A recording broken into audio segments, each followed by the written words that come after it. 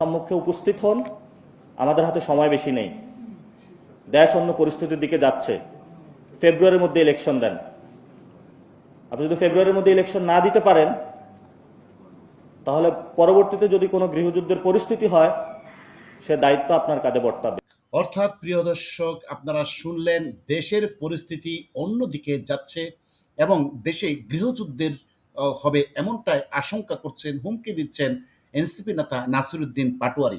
তার এই কথার যথার্থ তাৎপর্য আছে।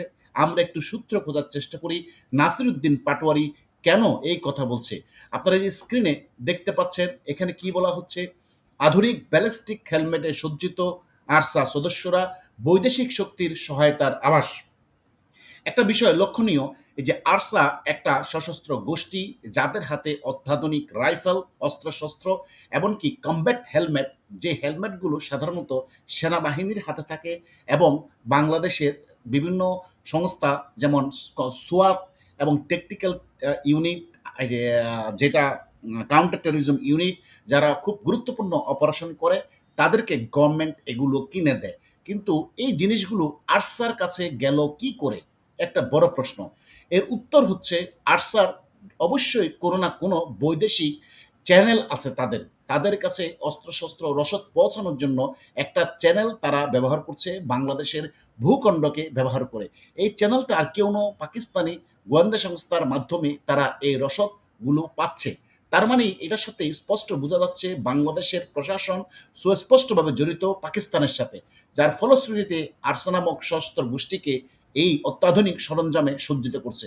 এখন প্রশ্ন হলো, কেন এই কাজটা করছে? অর্থাৎ এখানে আমরা বাহ্যিকভাবে যে জিনিসটা দেখতে পাচ্ছি, সেটা হলো আরসা মূলত আরকান আর্মির বিরুদ্ধে যুদ্ধ করছে। এখন এইটা কি লোক দেখানো, না বাস্তবে যুদ্ধ হচ্ছে? এর কারণটা হলো, আরকান আর্মিকে, আরকান স্টেট এবং পাশাপাশি পার্বত্য অঞ্চল নিয়ে যে খ্রিস্টান রাষ্ট্র গঠন করতে যাচ্ছে, যেটা আমেরিকা চাচ্ছে, পাকিস্তান চাচ্ছে, তাহলে তো আরকান আর্মির সাথে একটা কোলাবোরেশন করে এই আরসাকে আর্মি, আরকান আর্মির সহযোগী হিসেবেই ভাবার কথা ছিল। কিন্তু না, হচ্ছে একটা বিপরীত। এটা হচ্ছে আসলে একটা সাজানো নাটক মঞ্চস্থ করছে। মূলত পক্ষে আরকান আর্মির বিরুদ্ধে আমেরিকা বা আইএসআই কখনো যাবে না। তাদের চাওয়া হলো আরকান আর্মির মাধ্যমে জুন্টা সরকারকে ফেলে দিয়ে রাখাইন স্টেট সহ বাংলাদেশের অংশ নিয়ে একটা খ্রিস্টান স্টেট বাস্তবায়ন করা, এটাই তাদের উদ্দেশ্য। যদি তাই হয়, তাহলে এদেরকে অস্ত্রশস্ত্র দিচ্ছে আর আরকান আর্মির বিরুদ্ধে যুদ্ধ করার জন্য। এই প্রপাগান্ডাটা মূলত কারণ হলো, বাংলাদেশের মানুষকে আইওয়াশ করছে যে আরসাকে আমরা সামরিক সশস্ত্র ভাবে সশস্ত্র করছি, কারণ হলো তারা তাদের নিজ ভূমিতে ফেরত যেতে চায় এবং আরকান আর্মিকে হটিয়ে। কিন্তু এটা কি সম্ভব? কখনোই সম্ভব না। আরকান আর্মিকে সরানো কখনোই সম্ভব না। প্রকৃতপক্ষে এই আরকান আর্মির নাম দিয়ে আরসাকে সশস্ত্র করছে, অত্যাধুনিক অস্ত্র সজ্জিত করছে। কারণ হলো, যাতে করে কেউ বলতে না পারে তাদের হাতে এগুলো পৌঁছাচ্ছে কিভাবে। এগুলো দিয়ে পৌঁছানো দিয়ে তাদের সশস্ত্র করার উদ্দেশ্য হলো, এই সব জঙ্গি সংগঠনকে বাংলাদেশের ভিতরেই ব্যবহার করা হবে। ইউনূস অত্যন্ত মেটিকুলাস প্ল্যান করে বাংলাদেশকে একটা গৃহযুদ্ধের দিকে নিয়ে যাচ্ছে। তার কারণ হলো, এই গৃহযুদ্ধটা করবে কে? অস্ত্রশস্ত্র কোথা থেকে আসবে? এর সৈনিক কারা? কারা মারামারি করবে? মূলত এই গৃহযুদ্ধটা করবে এই আরসা সদস্যকে দিয়ে। তাদের হাতে অত্যাধুনিক রাইফেল, অত্যাধুনিক যে কামান বিধ্বংসী অস্ত্র এবং অনেক কিছুই তাদের হাতে আমরা দেখেছি সেই দিন তাদের হাতে দিচ্ছে। অর্থাৎ বাংলাদেশের অভ্যন্তরে কাজে লাগানোর জন্যই এদেরকে সশস্ত্র করছে পাকিস্তানি গোয়েন্দা সংস্থা এবং ইউনূস প্রশাসন। সার্বিক তত্ত্বাবধানে, সার্বিক সব কিছু নিয়ন্ত্রণ কিন্তু মার্কিন গোয়েন্দাদের হাতে।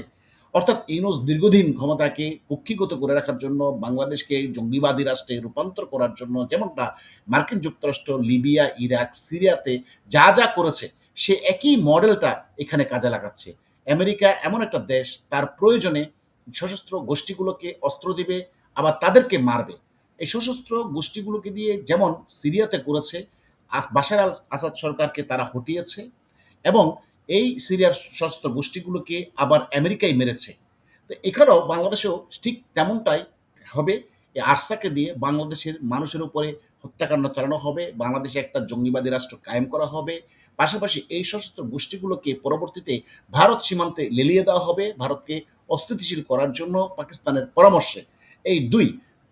তিন নাম্বার হলো, বাংলাদেশে আইনশৃঙ্খলার পরিস্থিতি যাতে অবনতি করতে পারে। পাশাপাশি আওয়ামী লীগ যাতে কখনো আবার রাজনীতিতে ফেরত আসতে না পারে, আওয়ামী লীগের নেতাকর্মীদেরকে মারার জন্য এই রোহিঙ্গা সশস্ত্র গোষ্ঠীগুলোকে ব্যবহার করার জন্য ওয়াকারুজ্জামান এবং ইউনূস অত্যন্ত পরিকল্পিতভাবে এই নাটক মঞ্চস্থ করছে, এই পরিকল্পনা করছে এবং তাদেরকে পাকিস্তানের সহায়তায় অস্ত্রশস্ত্র সরবরাহ করছে। অনেকেই প্রশ্ন করেছিল যে পাকিস্তান থেকে অস্ত্র যে আসছে সেগুলো আসলে ভুয়া নিউজ। তাহলে প্রিয় দর্শক, আপনারা আমার এই প্রশ্নের উত্তরটা দেন, তাদের হাতে অত্যাধুনিক কমব্যাট হেলমেট কিভাবে আসলো? সেটা তো সীমান্তে তৈরি করার কোনো সুযোগ নাই।